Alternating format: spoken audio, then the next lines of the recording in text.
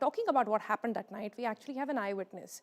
This guy called Muninder Chaudhary, you must have seen his reels. He's the one who went viral on social media to say and tell the world that nobody jumped in, especially those from fire department and SDRF, saying the water is too cold.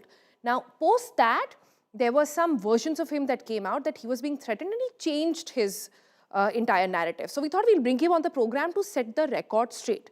Muninder Chaudhary, अगर आपको मेरी आवाज़ आ पा रही है तो हमसे बातचीत करने के लिए जी हमसे बातचीत करने के लिए बहुत बहुत शुक्रिया। मुनिंदर जी, पहले हमें पूरा सीक्वेंस ऑफ इवेंट बताइए कि उस रात को हुआ क्या, और आप इतनी रात को वहां कर क्या रहे थे? मैं पहुंचा तो मैं 2 बजे से पहले ही था, मतलब 1:45-50 के बीच में। लेकिन मुझसे पहले सब वहां पर मुस्तैद थे, पूरा प्रशासन था, फायर ब्रिगेड वाले थे, उनके पास बचाने के सारे साधन थे, जिससे उनको उस लड़के को बहुत ही आसानी से बचाया जा सकता था। लेकिन कुछ ठंडा पानी होने के कारण बहुत सारी, जैसे बोल रहे थे, उसमें सरिया है, बेसमेंट है, इसके अंदर बहुत अंधेरा है, धुंध है, हम नहीं जा पाएंगे। उसी को लेकर उनके अंदर बहुत ही डर था, इसी वजह से वो अंदर नहीं गए थे। लड़के ने कम से कम गाड़ी के साथ उसमें गिरने के बाद कम से कम 2 घंटे इंतजार किया है, अपनी मदद मांगी है 2 घंटे कम से कम। 11:45 पे गाड़ी पानी में गिर चुकी थी। लड़का 1:30 से 40 मिनट के बीच में गिरा है, डूबा है पूरा, फाइनली गाड़ी के साथ अंदर गया। जी। तो आप देख सकते हैं 2 घंटे कम से कम उस लड़के ने पूरी मदद मांगी है। सब उस पर मौके पे मौजूद पहुंच गए थे, लेकिन उस लड़के के पास तक कोई नहीं पहुंचा।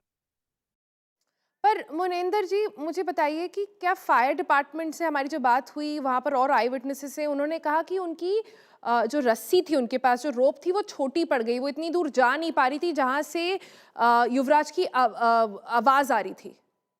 क्या आपने भी यही देखा? आप मुझे एक चीज बताइए, फायर ब्रिगेड वालों, उनके पास सब चीज मौजूद थी, उनके पास रस्सा भी था, जिस रस्सा को बांध के मैं अपने साथ लेके गया था।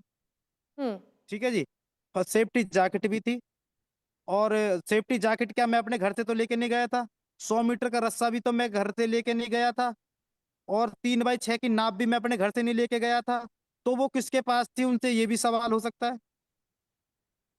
और जबकि मेरे जाने से 5 मिनट पहले ही लड़का डूबा है। लड़के से डूबने से पहले कम से कम 1 घंटे पहले पूरा प्रशासन मौजूद था वहां पर उसे बचाने के लिए कोई अंदर नहीं गया। पर मुनिंदर जी, आप कह रहे हैं कि सेफ्टी जैकेट्स भी थी, मतलब वहां पर कई लोग ऐसे थे जिनको स्विमिंग नहीं आती है, लेकिन इमरजेंसी रिस्पांस में अगर हैं तो वो डाइव करके उसको निकाल सकते थे, या जैकेट उसकी तरफ फेंकी जा सकती थी? जी जी जी, सब चीज मौजूद थी। बाकायदा मैं भी सेफ्टी जैकेट पहन के अंदर गया था, रस्सा बांध के, अपनी कमर से रस्सा बांध के मैं अंदर गया था। और वहां पे 3x6 की एक छोटी नाव भी थी, जो कि उस लड़के को बहुत ही आसानी से बचा लिया जाता। पर उसके अंदर वो किस लिए नहीं गए, वो मुझे नहीं पता है जी। बट ये बोल रहे थे कि अंदर सरिया है, बेसमेंट है, बहुत सर्दी है, धुंध है, अंधेरा है। मैंने 1:45 से 50 मिनट के बीच में गया। मैंने देखा कि कुछ लोगों से पूछा तो बोल रहे थे कि 11:45 से एक लड़का इस बेसमेंट में, इस गड्ढे में गिर चुका है, और उसकी 5 मिनट पहले ही आवाज आनी बंद हुई है। तो मतलब मैं पहुंचा था 1:45-50 पे। तो मैंने बोला, कुछ वहां पर जो सरकारी महकमे से लोग खड़े थे, मगर सर मैं अंदर जा सकता हूँ क्या? उन्होंने एकदम डायरेक्ट मना कर दिया कि नहीं, अपनी आप नहीं जा सकते। मैं बोला, सर मुझ पे तैरना आता है, तो आप कहो तो मैं जा सकता हूँ। नो, आप पे तैरना आता है? जी हाँ। नो ठीक है, तो आप जा सकते हैं। मैंने अपनी कमर से रस्सा बांधा, सीधा रस्सा बांध कर मैं सीधा 2 मिनट की सारी 2 मिनट के अंदर मैंने सारी बात भी की, और सीधा मैं पानी में दाग गया। अंदर जाकर मैंने उस भाई को कम से कम 30 से 40 मिनट सर्च किया था, मुझे नहीं मिला था, इतने वो भाई डूब चुका था। पर मुनिंदर जी, मुझे ये बताइए, आप कह रहे हैं वहां पर एक एक नाव, जिसे आप कह रहे हैं एक बोट भी थी। मुझे बताया गया कि वो बोट करीब 6 बजे आई है, जब तक वो ऑलरेडी डूब चुका था। आप कह रहे हैं आप जब पहुंचे वहां पर, जब तक आवाजें आ रही थी, तब भी बोट मौजूद थी? 3x6 की बोट भी थी, मेरे पास वीडियो है, अगर आप देखना चाहेंगे तो। वो वीडियो में साफ फायर ब्रिगेड वाला उसपे बैठा हुआ दिख रहा है, हाथ मार रहा है चप्पू की तरह। उनके पास चप्पू नहीं थे। बोट थी, चप्पू नहीं थे चलाने के, क्या ये कह रहे हैं आप? मतलब वो जैसे वो होती है ना, जैसे कि 3x जिसे हवा भर लेते हैं, हवा भरी हो रही होती है, वो डूबती नहीं है। हम्म। अगर उस पर दो आदमी बैठ जाएंगे तो वो तब भी नहीं डूबती है। उस लड़के को और सेफ्टी जैकेट भी थी, 100 मीटर का रस्सा भी था। मेरी आंखों देखी, वहां जितने भी लोग हैं सब ये कह रहे थे उस लड़के को बहुत आसानी से बचा लिया जाता। बस अगर ठंड का डरना होता, ठंडे पानी का डरना होता, अंधेरे का डरना होता, सरिया का डरना होता, जो इंसान जिस चीज के लिए पर्सनली तैयार किए गए हैं, ट्रेंड के लिए किए गए हैं, अगर वो इंसान उसी चीज से डर जाए तो वो ट्रेंड किस तरीके से हुए फिर, या किस तरीके से उस महकमे में भर्ती हुए हैं? ये भी तो बहुत बड़ा सवाल है। मैं एक आम इंसान, में एक डिलीवरी बॉय, मैंने उस लड़के की मदद कर दी, मैंने सरकारी महकमे की पोल खोल दी। मेरे ऊपर इतना प्रेशर बनाया जा रहा है, इतना प्रेशर बनाया जा रहा है, मेरी फैमिली भी डरी हुई है, खुद मैं डरा हुआ हूँ, लेकिन फिर मैं एक सच्चाई बोलने से बिल्कुल पीछे नहीं हट रहा हूँ। आज मैम मेरे साथ एक स्कैम हुआ है छोटा।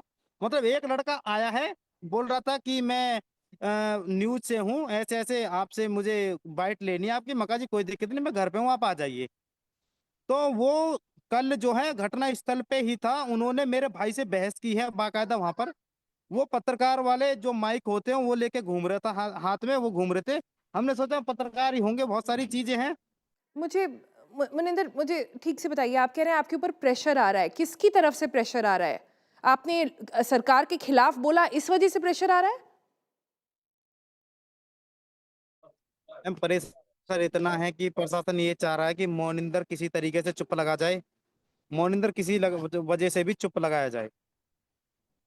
तो हमारी जो सच्चाई की जो पोल खुल रहा है, मैं ही खोल रहा हूँ, और मुझसे अलग कोई भी एक इंसान ऐसा नहीं है जो इनकी पोल खोला। नोएडा प्राधिकरण की, नोएडा अथॉरिटी की, और वहाँ पे जो जितने भी महकमे थे, जैसे कि पुलिस प्रशासन है या फायर ब्रिगेड है, एसडीआरएफ है, किसने टाइम कौन आया था, सभी चीज मैंने बताई है। ठीक है जी। हम्म। लेकिन अब मुझे दबाने की बहुत ही ज्यादा कोशिश की जा रही है। मेरी फैमिली बहुत ही ज्यादा डरी हुई है, मेरे माता पिता ये भी कह रहे हैं कि अब किसी से कोई बातचीत मत कर, फोन स्विच ऑफ कर दे, बैठ जा एक साइड। फिर मैं एक चीज सोचा हूँ, जब इस केस में मैं मुद्दा हूं तो मेरा एकदम से भगना गलत है। जो चीज सच्चाई है, सच्चाई के साथ जुड़े रहना है बिल्कुल। मैं किसी की मदद कर रहा हूँ, मैंने मदद की है। जहां 100 लोग, जहां पर 100 लोग एक जगह खड़े होकर उसकी मौत का इंतजार कर रहे थे, एक भी पानी में नहीं उतरा। और मैं मौके पर पहुंचकर घड़ी की 2 मिनट में पूरा सिचुएशन देखकर मैं पानी में दाग गया था। 30 से 40 मिनट मैंने उस भाई को सर्च किया था। अप्रिशिएट करते हैं आप जो भी कर रहे हैं मुनिंदर जी उसको, बट मैं आपसे पूछना ये चाहती हूँ, सोशल मीडिया पर अब आपकी एक दूसरी जो है, आपकी एक बात निकल कर आई है, जिसमें आपने अपनी पूरी बात जो अभी बताई उससे आप पलट गए हैं। आप कह रहे हैं नहीं नहीं, प्रशासन पहुंच गया था, उन्होंने अपनी तरफ से सारा काम किया। तो ये आपके स्टेटमेंट जो है ना, कभी बदल रहे हैं फिर वापस इधर फेरबदल हो रही है, तो लोगों को लग रहा है कि कुछ मामला गड़बड़ है। इस पर आप क्लैरिफाई कर दीजिए पहले। वो मुझे मैम झूठ बोल के बुलवाया गया था वहां पर, और मुझे वहां बुलवाकर घेर लिया गया था। मैंने फिर उनके सामने जो जैसे उनने बोला मैंने बोल दिया। लेकिन वहां से आकर मैंने तुरंत वो घटना स्थल पे जितनी भी मीडिया थी, सब चीज थी, मैंने सबको सच्चाई बताई है कि मुझे झूठ बोलकर थाने बुलाया गया था कि आपको हमारे सीनियर अधिकारियों से मीटिंग करनी है, वो आपका वेट कर रहे हैं, प्लीज जल्दी से आइए। बहुत ही ज्यादा कॉल मैसेज करे गए थे मेरे पास, तब मैं गया था। फिर मैंने वापस आकर घटना स्थल पर मैंने जितने भी मीडिया कर्मी थे, जितने भी वहां पर लोग थे, मैंने सबको सच्चाई बताई कि मुझे झूठ बोलकर थाने बुलाया गया था, और वहां पर एक वीडियो बनवाई है, और वो बहुत ही जल्दी सामने आने वाली है। मॉर्निंग में ही जैसे मैं सो के उठा था वो सामने आ गई थी। फिर मैंने तुरंत मॉर्निंग में जाके फिर सारी चीज वहां पर बताई घटना स्थल पे, जी ऐसे ऐसे हुआ है मेरे साथ, देखिए। सच्चाई ये है, और कोई इसमें कोई छुपाव नहीं है, कुछ नहीं है। पर मुनिंदर जी, ज़हन में जो सवाल आ रहा है वो ये है कि आप ही कैसे दोनों घटनाओं के समय वहाँ पर थे? आप क्या सेक्टर 150 में रहते हैं, और पहली बार जब ट्रक का एक्सीडेंट उसी जगह पर हुआ और दूसरी बार जब ये कार गिरी, दोनों समय आप कैसे प्रस्तुत थे वहाँ पर? जी जी जी, मैं प्रॉपर 150 का रहने वाला हूँ। 150 में मेरा गढ़ी समस्तपुर गांव है। मैं यहीं का प्रॉपर निवासी हूँ। मैं यहीं पे ही फ्लिपकार्ट में जॉब करता हूँ। 5 से 2 की मेरी ड्यूटी चलती है, 5 इवनिंग में। तो मैं उस रास्ते से दिन में कम से कम 10 से 15 बार निकलता था, 5 बजे से 2 बजे तक। इसलिए दोनों घटना में शामिल मैं हूँ। मुनिंदर जी, हमसे सारी बातचीत करने के लिए बहुत-बहुत शुक्रिया। और आपने वो करा जो बहुत वहाँ पर 100 लोग खड़े हुए नहीं कर पाए, तो उसके लिए आपकी दाद देनी पड़ेगी।